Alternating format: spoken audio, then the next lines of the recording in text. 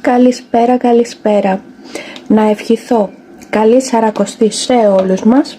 Ξεκινάμε με νηστεία οι περισσότεροι, αλλά και όσοι δεν κάνουν νηστεία ειδικά σήμερα, καθαρά Δευτέρα, κάτι λιγότερο θα τσιμπήσουν, αλλά θα κάνουμε μία σειρά από συνταγές καθημερινές που θα είναι και νηστίσιμες και low budget. Για σήμερα, ως γνήσια μακαρονού, έχουμε σπαγγέτι με γαρίδες και μπατζάρι. Πάμε να κάνουμε γρήγορη μπάτζαρο μακαρονάδα με γαρίδες. Να σου πω εντάχει τι θα χρειαστώ και τι θα σου προετοιμάσω. Θα χρειαστώ πιπεριές, αλλά επειδή βαριέμαι να ψιλοκόβω, τις έχω πάρει κατεψυγμένες. Θα πάρω 2 κρόμιδάκια και το μπατζάρι μου. Δεν θες τίποτα άλλο. Λοιπόν, πρώτο βήμα. Τσιγαρίζω τις γαρίδες μου.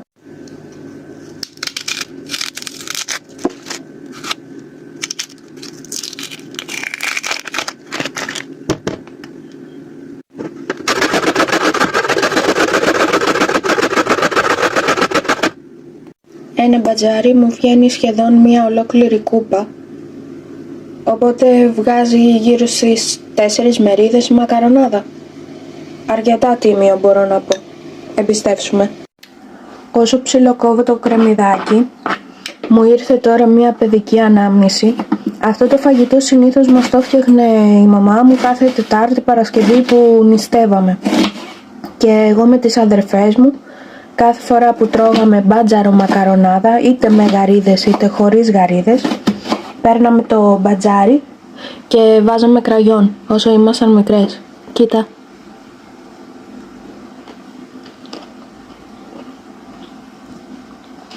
Βλακίες. Αλλά σου έρχονται αναμνήσεις, γιατί το φαγητό είναι αναμνήσεις. Η γαριδούλα έχει σοταριστεί αρκετά. Ρίχνω πρώτα το κρεμμύδι να καραμελώσει.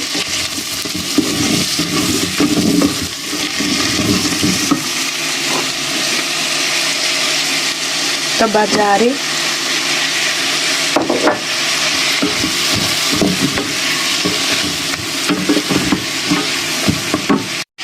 Και τις πιπεριές μου. Κοίτα εδώ χρώμα.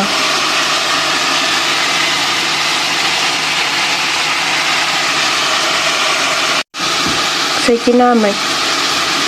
Κύβου λαχανικών, πιπέρι, εγώ βάζω αρκετό γιατί μου αρέσει, θυμάρι και λίγο πάστα ντομάτας. Έβαλα και το μπελτέ μου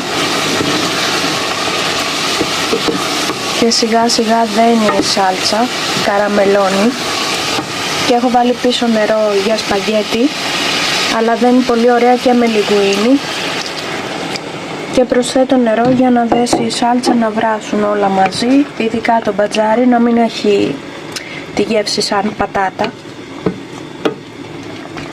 και θα σου δείξω αποτέλεσμα.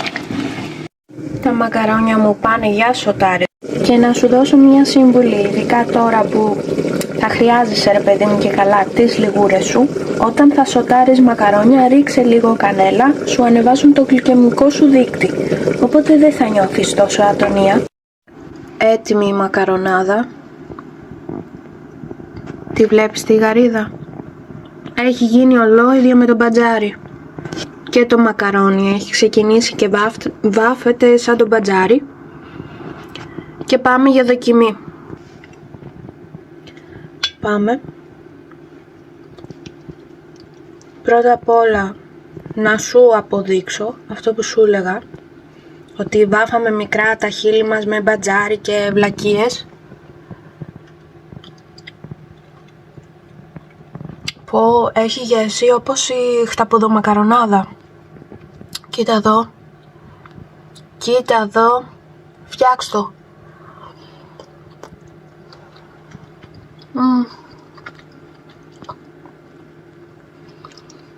Δεν περιγράφω άλλο.